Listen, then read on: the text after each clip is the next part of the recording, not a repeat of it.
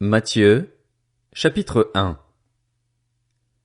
Voici la généalogie de Jésus-Christ, fils de David, fils d'Abraham. Abraham eut pour fils Isaac. Isaac eut Jacob. Jacob eut Juda et ses frères. Juda eut Péretz et Zérar de Tamar. Péretz eut Hétzrom. Hétzrom eut Aram. Aram eut pour fils Aminadab. Aminadab eut Nachshon. Nachshon eut Salmon. Salmon eut Boaz de Rahab. Boaz eut Obed de Ruth. Obed eut pour fils Isaïe. Isaïe eut David. Le roi David eut Salomon de la femme d'Uri. Salomon eut pour fils Roboam. Roboam eut Abijah.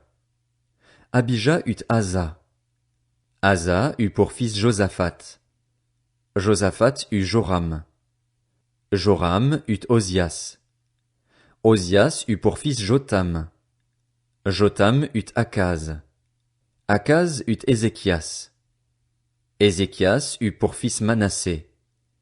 Manassé eut Amon. Amon eut Josias. Josias eut pour descendant Jéconias et ses frères, à l'époque de la déportation à Babylone. Après la déportation à Babylone, Jéconias eut pour fils Shealtiel. Shealtiel eut Zorobabel. Zorobabel eut pour fils Abiud. Abiud eut Eliakim. Eliakim eut Azor. Azor eut pour fils Sadoc. Sadoc eut Hakim. Hakim eut Eliud. Eliud eut pour fils Éléazar. Éléazar eut Mathan. Mathan eut Jacob. Jacob eut pour fils Joseph, l'époux de Marie, de laquelle est né Jésus, qu'on appelle le Christ.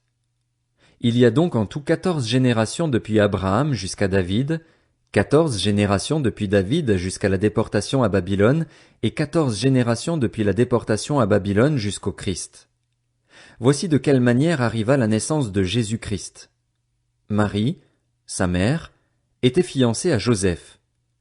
Or, avant qu'ils aient habité ensemble, elle se trouva enceinte par l'action du Saint-Esprit. Joseph, son fiancé, qui était un homme juste et qui ne voulait pas l'exposer au déshonneur, se proposa de rompre secrètement avec elle. Comme il y pensait, un ange du Seigneur lui apparut dans un rêve et dit: « Joseph, descendant de David, n'aie pas peur de prendre Marie pour femme, car l'enfant qu'elle porte vient du Saint-Esprit. Elle mettra au monde un fils et tu lui donneras le nom de Jésus, car c'est lui qui sauvera son peuple de ses péchés. » Tout cela arriva afin que s'accomplisse ce que le Seigneur avait annoncé par le prophète. La Vierge sera enceinte. Elle mettra au monde un fils et on l'appellera Emmanuel, ce qui signifie Dieu avec nous. À son réveil, Joseph fit ce que l'ange du Seigneur lui avait ordonné et il prit sa femme chez lui, mais il n'eut pas de relation conjugale avec elle jusqu'à ce qu'elle ait mis au monde un fils, premier-né, auquel il donna le nom de Jésus.